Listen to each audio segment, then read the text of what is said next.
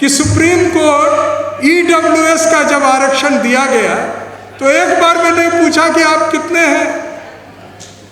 मैं पिछले प्रोग्राम में उस कवि के बारे में मैंने और भाई विजेंद्र जी ने भी कहा था कि उन्होंने कहा कि हम अभागे सवर्ण, तो उस अभागे सवर्ण की भी तो गिनती हो जाए, कितने अभागे हैं वो, कि ईडब्ल्यूएस में 10% उनको आरक्षण है।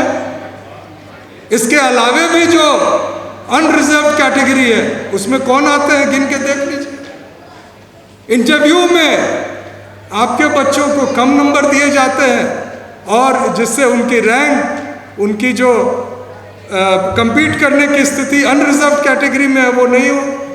तो इन सब परिस्थिति के लिए जरूरी है कि जाति जनगणना हो। 1931 में आखिरी बार अंग्रेजों ने की थी, 1941 में भी किया था। सेकेंड वर्ल्ड वॉर, द्वितीय विश्व युद्ध के कारण उसके जो फिगर्स थे नहीं आ पाए। लेकिन 2011 में बहुत ही दिलचस्प चीज हुआ।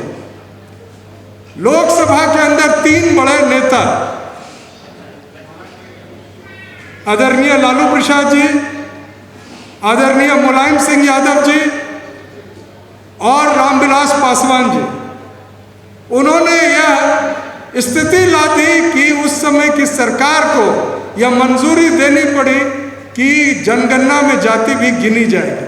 लेकिन एक साजिश रचा गया और कमिश्नर ऑफ सेंसस से न करवाकर एनजीओज को दिए गए 5,000 करोड़ और जो आंकड़े आए हैं वो आंकड़ों को भी आज तक रिलीज नहीं किया गया।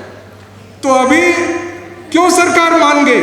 आदरणीय सांसद बैठे हैं, मैं बताना चाहूंगा कि संसद सदस्यों की संख्या बढ़ रही है, परिसीमन होगा और वो परिसीमन बिना जनगणना के नहीं हो सकता है। उसमें जानना जरूरी है कि देश में कितने लोग कहाँ हैं। तो परिसीमन में तो पहले से सेटिंग है, इनके पास मशीन है, एसआईआर है, केचुआ है, सब मिलाकर सब सदस्य होंगे। तो इन्होंने उसमें उसको मुकम्मल करने के लिए जनगणना करना था और जनगणना अगर करना था तो जबरदस्त मांग आ रही थी कि जाति गिनी जाए, तो वो तैयार हो गए। लेकिन किया क्या?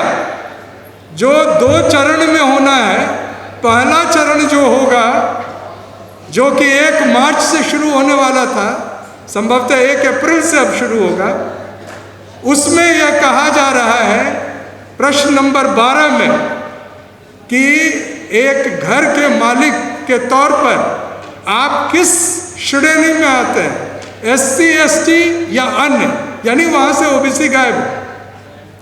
तो इसका विरोध हम लोग कर रहे हैं बड़ी बेचैनी के साथ। कई लोग पूछते हैं, हमारे साथी जो हमारी अपनी मीडिया जो है, उनके लोग पूछते हैं कि लगातार आप कर रहे हैं program constitution club of India में संसद के सामने।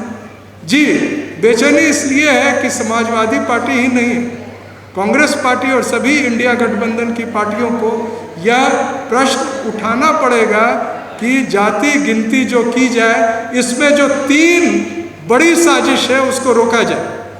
पहला साजिश क्वेश्चन नंबर 12 में एससी, एसटी, ओबीसी और अन्य जोड़ा जाए। दूसरी साजिश ये जो हो रही है सेंसस, वो ऐप से हो रही है, डिजिटल फॉर्म में। यानी पहले आपसे कागज पर पूछा जाता था और जब आप पूरा ब्यौरा देते थे तो आपकी दस्तखत ली जाती थी और आपको कॉपी दी जाती थी। वो ब्यौरा अब आपको नहीं मिलेगा।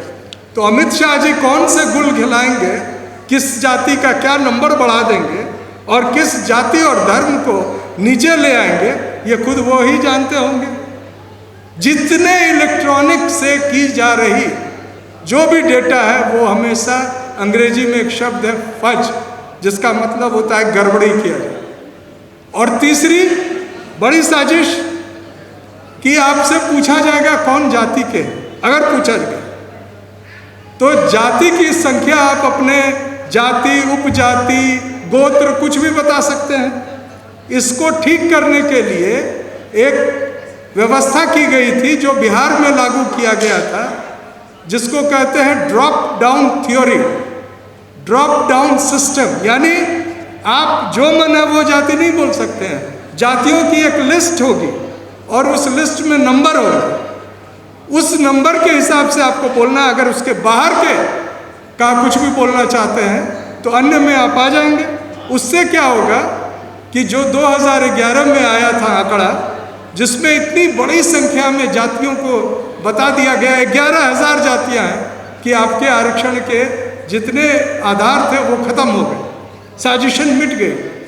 तो वो आधार, वो जो व्यवस्था है उसको रोकने के लिए ये ड्रॉप डाउन थ्योरी और जो कोडिंग सिस्टम है सर, उसको लागू करवाने के लिए एक होना चाहिए। मैं विजय चौधरी जी के माध्यम से आपको इसका जो ब्यौरा है लिखित तौर से भी भेज दूंगा।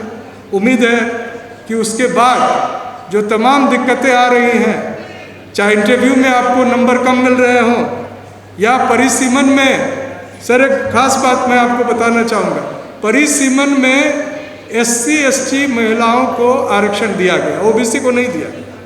लेकिन SC ST महिलाओं को जो परिसीमन में दिया गया है, यह उन्हीं के लिए आरक्षित, पहले से आरक्षित नंबर में दिया गया। इसका मतलब क्या हुआ कि अगर 100 में 22.5 सीट या 22 सीट SC ST की होनी चाहिए थी, उसमें से अब महिलाओं के लिए 1/3 अलग कर दिया जाए। यानी 1/3 पुरुष जो बाबा साहब के संविधान के अंतर्गत अनुसूचित जाति जनजाति से आ सकते थे, उनके चांस को मिटा दिया। अगर महिलाओं को देना है तो अनरिजर्व से दीजिए, SC ST को उसी से दीजिए। आप SC ST के लिए पहले से आरक्षित में से सिर्फ SC ST की महिलाओं के लिए अगर करेंगे तो बाबा साहब के संविधान का यह बिल्कुल एक साजिशन, उसको मिटाने की तैयारी है, जिसका विरोध होना चाहिए। और चूंकि हम SC ST OBC सभी की आवाज़ उठाते हैं, बुलंद करते हैं, तो इस माध्यम से, आज की सभा के माध्यम से हम अपनी आवाज़, और आदरणीय सांसद जी जो हैं, खासतौर से इनकी पार्टी और संसद के अंदर भी हम चाहते हैं कि हमारी आवाज़ सभी लोगों तक पहुँचे। अगर जाति आधारित जनगणना करानी हो तो वो बिल्कुल साफ सुथरे तरीके से हो, साजिशन नहीं हो।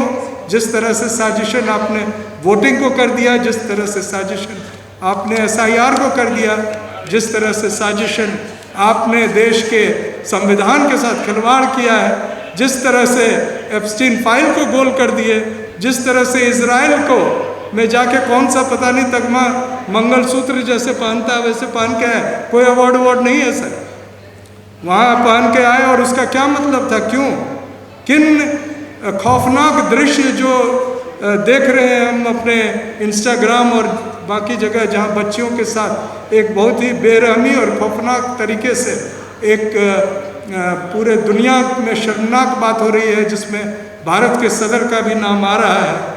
तो ऐसी साजिशों के तहत हम चाहेंगे, हम उसका विरोध करते हैं। और फिर से संसद में आगे की सीट अलॉट हुई थी 3 लोगों को, राहुल गांधी जी,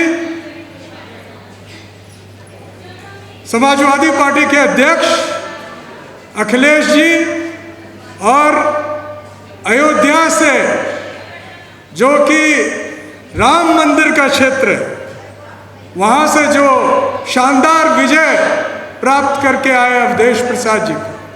अब जितने बार संसद में और संसद की प्रोसीडिंग की वो तस्वीर आती थी तो कई लोगों के हृदय में बहुत ही एक प्रकार का चिंता होने लगता था। उन्हें ये चिंता होता था कि इस देश के नेता विपक्ष, इस देश के एक बड़े नेता और दूसरी सबसे बड़ी पार्टी समाजवादी पार्टी के नेता और अवधेश प्रसाद जी एक दलित नेता, जब अपना तस्वीर इकट्ठे दिखाते थे तो एक बहुजन की आवाज नजर आती थी। और इससे इतनी चिंतित हुए कि उस सीट को बदलने के लिए एक साजिश रची गई और समाजवादी पार्टी की एक सीट कम कर दी। लेकिन ये छाप तो लोगों के मन में चला गया। लड़ाई तो सर आपको लड़नी होगी, और जब आप बोलेंगे तो लोग पीछे निश्चित तौर से बड़ी संख्या में खड़े हैं, खड़े रहेंगे। आज जो मुद्दा है वो एक गंभीर मुद्दा इसलिए है कि यहाँ जो बैठे तमाम माताएं बहनें, हमारे साथी डॉक्टर रतन लाल जी, डॉक्टर सुधांशु कुमार जी, भाई विजयन जी, राज बहादुर जी और भी विजय चौधरी जी, ज्योतिमाला जी, जितने लोग हैं, सभी लोगों के भविष्य का ये प्रश्न। क्यों भविष्य का प्रश्न? ओबीसी आरक्षण बहुत ही मुश्किल से आपको मिला।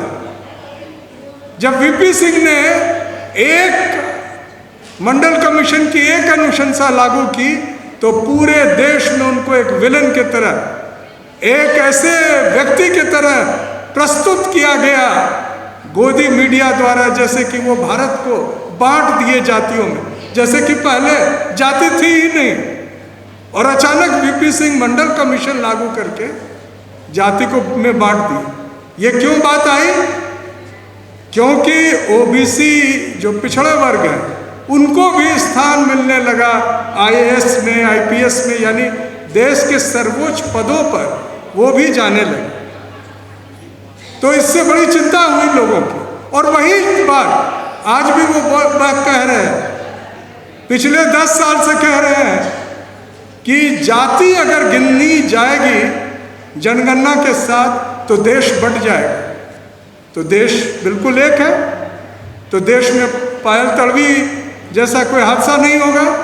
हिंदू कॉलेज से भाई रतन लाल है तो वहाँ सोमवीर सिंह ओबीसी प्रोफेसर, अपने प्रति जो प्रताड़ना थी उसके विरुद्ध उन्होंने आत्महत्या कर ली, वो भी नहीं होगा। रोहित वेमुला हैदराबाद यूनिवर्सिटी में थे, उन्होंने आत्महत्या की, वो भी नहीं होगा। लेकिन हो तो रहा, जाति जनगणना तो नहीं हुई थी, उसके पहले से हो रहा। यानी ये चिंता ये है